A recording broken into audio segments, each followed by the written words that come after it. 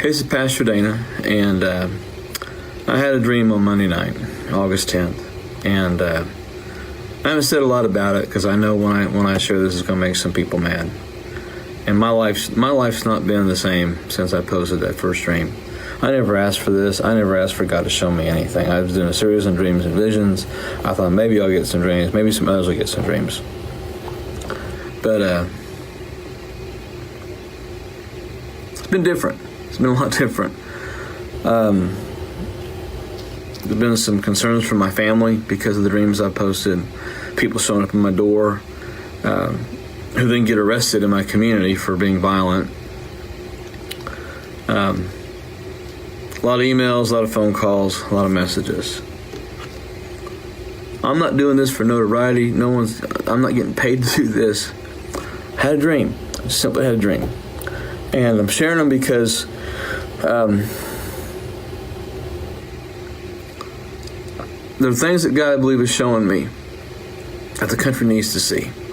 So I'm just going to share this, and you can do with it what you want. I'm not asking God to give me any more. I've not prayed God to give me another dream since I had the first one. They keep coming. And so I dreamt I was in the month of October. I saw the month of October as a calendar and was waving like it was being blown by a strong wind, not a fitful wind, not violent, just kind of a fitful wind, you know. I saw a finger appear, and it pointed to the second week of October, and it dragged the finger through the third week of the month. So it covered second and third week of October. And then it pointed October 31st, and it held the position. It just kind of tapped it and held it. The first thing I saw was a rock. It came flying out of the sky, and it landed in a large pond. And the ripples started off small, but then they became like vicious waves. Like when the wind begins to blow stronger and the ripples start to go further out. I saw federally elected officials, faces I recognize. I saw specific state governors. I saw agency leaders. And I saw just radicals, like the people you'd see in Portland or Seattle or Minneapolis. But they had wicks coming out of their head, almost like a firecracker wick, like a firework wick.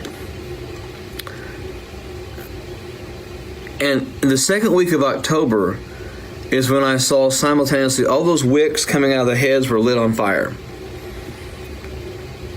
Federal officials had heads that were the shape of like an old M80. Those folks from the 70s and 80s remember those. The governors had heads shaped like the Black Cat firecrackers, the 1.5, 2-inch firecrackers. Everybody else had the smaller, like ladyfinger style firecracker fireworks. And these people are talking, and they're starting to get animated. They're yelling, they're screaming.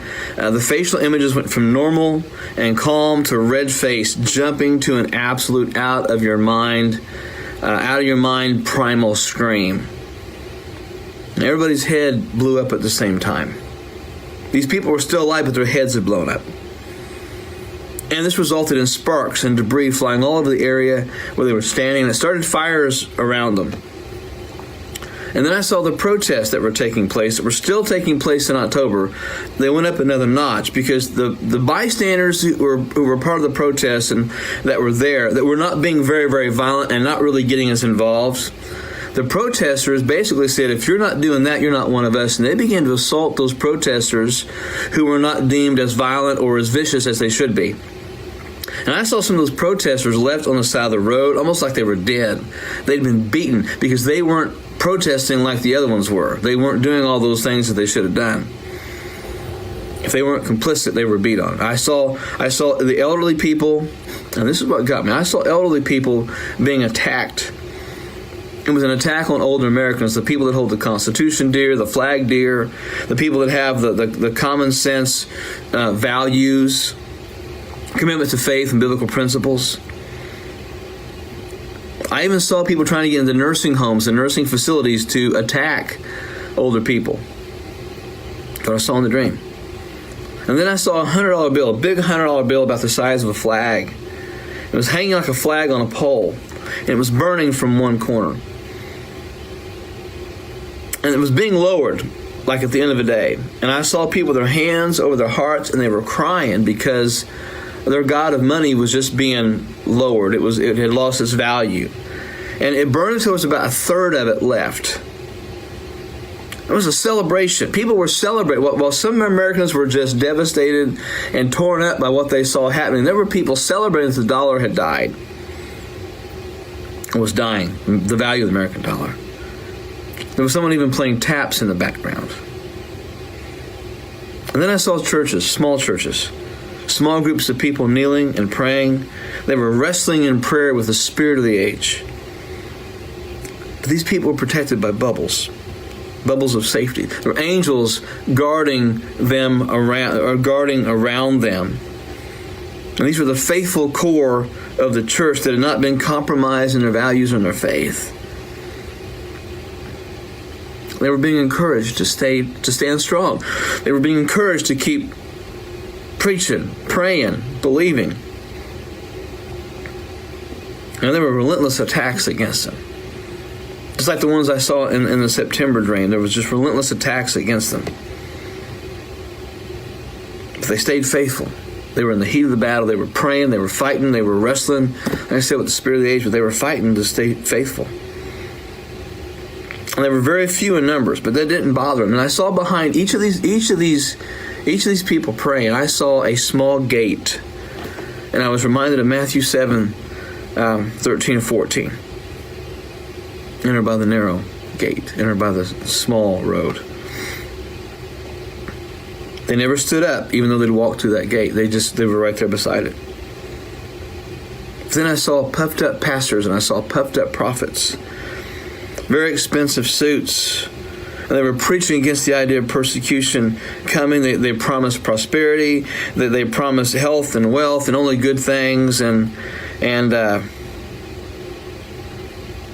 they spoke like their words, as they spoke, their words were like they were slurred, like they were drunk. And suddenly their clothes were coming off. Their tie was loosened and taken off. Their shirt was taken off.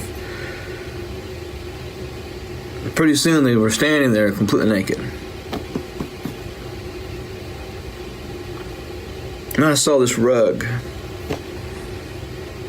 pulled out from underneath them, and they go flying up in the air. They're trying to cover their modesty while they're up in the air.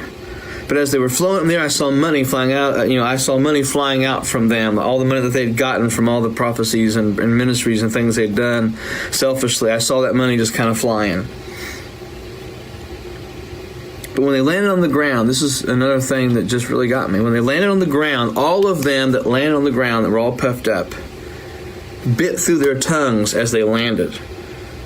And pieces of those tongues went flying. And they were trying to reach out to grab them, but they were beyond their reach. I was reminded of the story of the emperor's new clothes. They were exposed. And then the scene went back to those that were praying, and the warfare was still tense, but the present strength was obvious in those that were praying. And then it switched to one last scene. I saw clowns in suits, like circus clowns, and they were pouring buckets of oil and grease on the ground in front of election venues. And the sign said, elections so many days away, weeks away, weeks away. But these clowns were dancing and acting like clowns. They were juggling, and there were people trying to get to vote, but they were slipping. They were sliding past the doors, and they couldn't get in to vote. And the clowns were actually trying to distract these people from doing what they were supposed to do. And they were doing it in a professional way. They were juggling, but they were doing skits. But the skits were sinister, and they were abusive. And they watched anybody approaching the ballot, not the ballot box, but approaching the venue, the building where they were going to vote. They looked at them with suspicion and angst.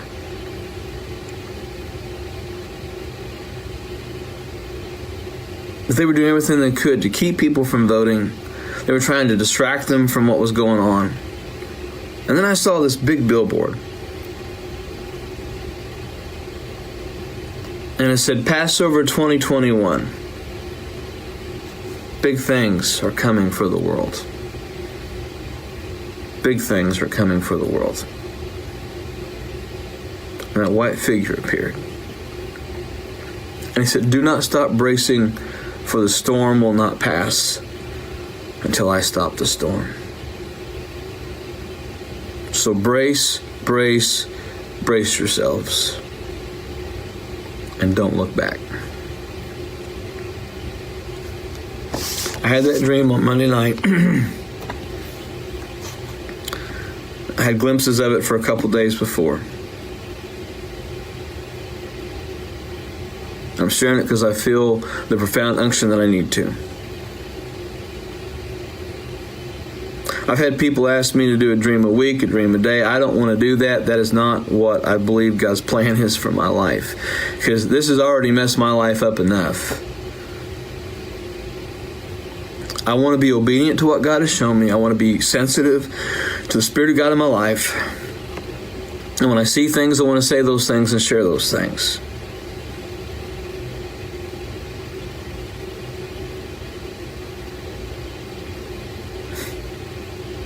So I'm sharing them. And you can do with it what you want. You can pray about it, whatever. Some of the things are very obvious in this dream, what they mean, what they are. And I'm sure the attacks on me, and my ministry, my preaching, everything else is just going to take on a whole new level. But I got to be obedient to say what I see.